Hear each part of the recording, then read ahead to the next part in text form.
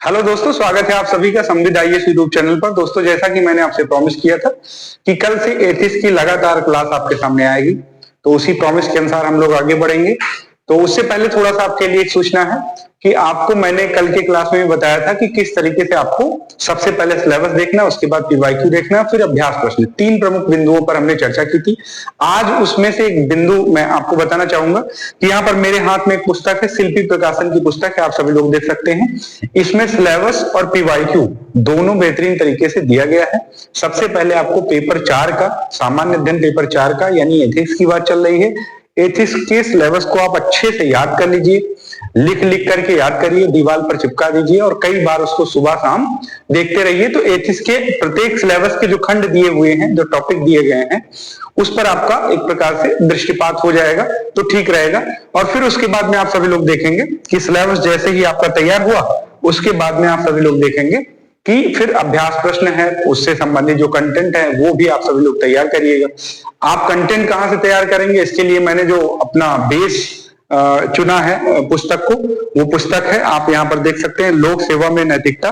ये है आलोक रंजन सर की, ये पूर्व मुख्य सचिव उत्तर प्रदेश के रह चुके हैं, इनकी पुस्तक है। इस पुस्तक को मुझे लगता है कि आप सभी लोग परचेज कर लीजिए। बहुत महंगी पुस्तक नहीं है, बेसिक मूल्य की पुस्तक है, ठीक है। तो मुझे ऐसा लगता है कि देश के लिए ये पुस्तक आपके लिए काफी बेनिफिशियल होगा। तो आपके कंटेंट के लिए ये पुस्तक है, लोक सेवा में नैतिकता नाम से, आलोक रंजन सर की पुस्तक है।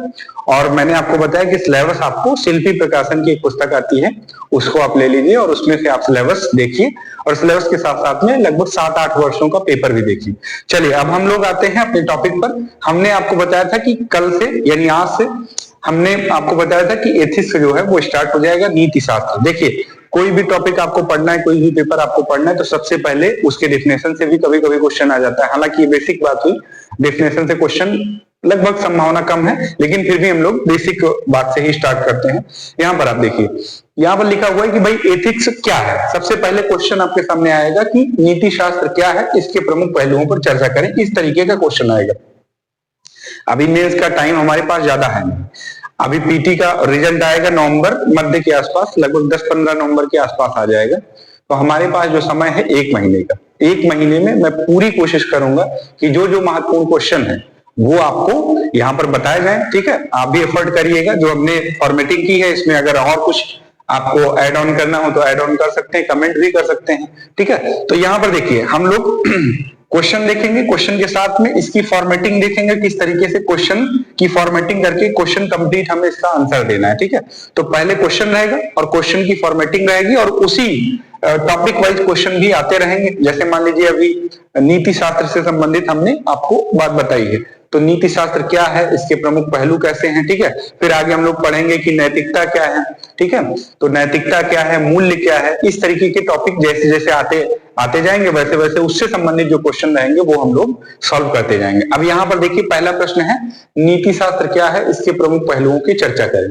अब देखिए, ऐसे क्वेश्चन आपके सामने आए तो सबसे पहले आपको क्वेश्चन में कीवर्ड ढूंढने की कोशिश करना है। क्वेश्चन को देखते ही सॉल्व नहीं करना है, सबसे पहले आपको क्वेश्चन का कीवर्ड ढूंढना है। मेंस के एग्जामिनेशन में जल्दबाजी में, हड़बड़ाहट में जो क्वेश्चन की डिमांड होती है उससे अलग, उससे इतर हम लोग क्वेश्चन उत्तर उसका लिख रहे होते हैं, ठीक है। तो सबसे पहले आपको क्वेश्चन को प्रथम दृष्टया देखना है और थोड़ा सा विचार करना है कि प्रश्न क्या रहा है। हालांकि ये तो आसान प्रश्न है, लेकिन आगे जब हम लोग मूल्य वगैरह की चर्चा करेंगे तो उसमें भी हम लोग देखेंगे किस तरीके से क्वेश्चन का फॉर्मेटिंग करना, ठीक है। यहाँ पर देखिए, नीति शास्त्र क्या है। सबसे पहले यहाँ पर सीधा सा सवाल पूछा गया है कि नीति शास्त्र है क्या और इसके जो प्रमुख पहलू हैं, एस्पेक्ट कितने हो सकते हैं, उसकी बात की गई है।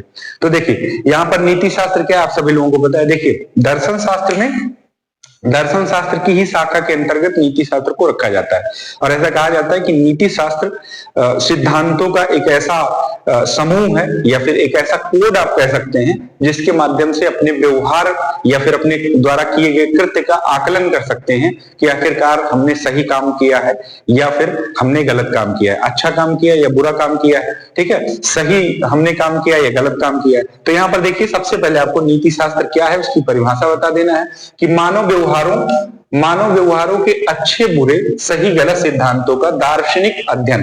तो आपको पता है कि हम कोई एक्शन करते हैं तो वो या तो सही होता है या तो गलत होता है, ठीक है।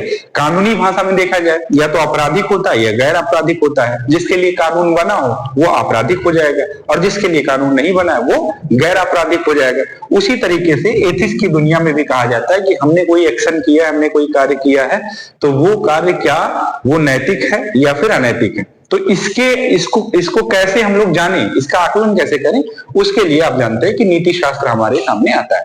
तो पहली बात ये हो गई कि नीति शास्त्र क्या है, तो मानव व्यवहारों के अच्छे बुरे सही गलत सिद्धांतों का दार्शनिक अध्ययन है, ठीक है। आप जानते हैं कि दार्शनिक अध्ययन है। दूसरा, नैतिक मूल्यों और कर्तव्यों का विश्लेषण। आप कोई नैतिक वैल्यू आपके अंदर है, नैतिक वैल्यू का मतलब क्या हुआ, अभी हम लोग मूल्य टॉपिक के ऊपर विस्तार से चर्चा करेंगे, लेकिन यहाँ पर केवल इतना समझने की कोशिश करते हैं कि नैतिक मूल्य, जैसे मान लीजिए कि जो है सत्य बोलना एक नैतिक मूल्य है आपके अंदर, ठीक है। तो आप सत्य बोल रहे हैं तो किस कंडीशन में सत्य बोल रहे हैं, ठीक है। अब आपके ऊपर कोई ऐसी सिचुएशन आई हुई है जहां पर आपको सत्य नहीं बोलना चाहिए तो फिर आप नहीं भी बोलते हैं, ठीक है। तो नैतिक मूल्य हो गया सत्य बोलना, ठीक है, दया है, करुणा है, सदाचार है, ठीक है, इस तरह के नैतिक मूल्य हो गए।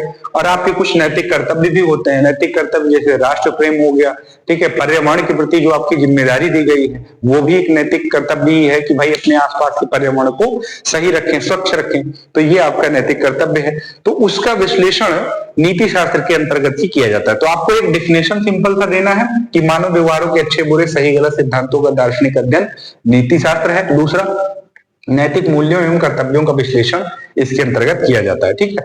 दूसरा, अब यहां पर पूछा जा रहा है कि भाई प्रमुख पहलू क्या है, तो हमने नीति शास्त्र की परिभाषा बता दी। प्रमुख पहलू आप बता दीजिए कि आखिरकार नीति शास्त्र के अंतर्गत कौन कौन से एस्पेक्ट हमें ध्यान में रखने होते हैं। तो पहला, नैतिक मूल्यों का अध्ययन। जितने भी एथिकल वैल्यूज हैं उनका हम लोग क्या करते हैं, अध्ययन करते हैं कि भाई हमारे अंदर साहस का मूल्य है, हमारे अंदर धैर्य का मूल्य है, हमारे अंदर करुणा का मूल्य है। तो नैतिक मूल्य की बात करें तो नैतिक मूल्य में आप देखेंगे दया हो गया आपका, ठीक है, करुणा हो गया, दया करुणा हो गया, ठीक है, सत्य निष्ठा आप कहेंगे, सत्य निष्ठा भी एक आपका नैतिक मूल्य है, ठीक है, दया करुणा सत्य निष्ठा। और उसके बाद में आप देखेंगे सदाचार, ठीक है। इस तरह के जो वैल्यूज हैं उनको नैतिक मूल्य के अंतर्गत रखा जाता है। तो नैतिक मूल्यों का अध्ययन आप देखेंगे कि नीति शास्त्र के अंतर्गत किया जाता है।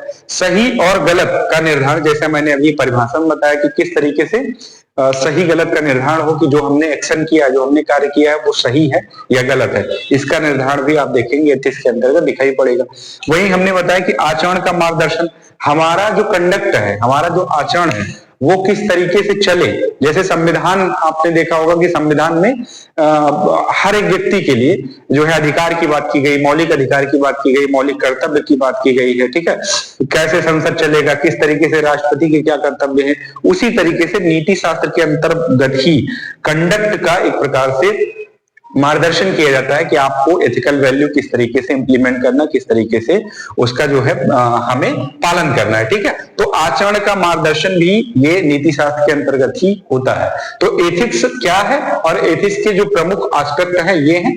तो कंक्लूजन आप डालना चाहें तो डाल सकते हैं, नहीं भी डालना चाहें तो ना डालें। एथिक्स के पेपर में जरूरी नहीं कि आप कंक्लूजन दें, कोई करंट का टॉपिक होता तो उसमें आप कंक्लूजन देने की कोशिश करते। इसमें केवल सिंपल सा क्वेश्चन था कि एथिक्स क्या है और एथिक्स के प्रमुख पहलू क्या है, ठीक है। तो मुझे लगता है कि आप इस तरीके से प्रश्न देखेंगे और उसके अंतर्गत थोड़ी थोड़ी बातें जो हमें जानना जरूरी है वो हम लोग समझने की कोशिश करेंगे।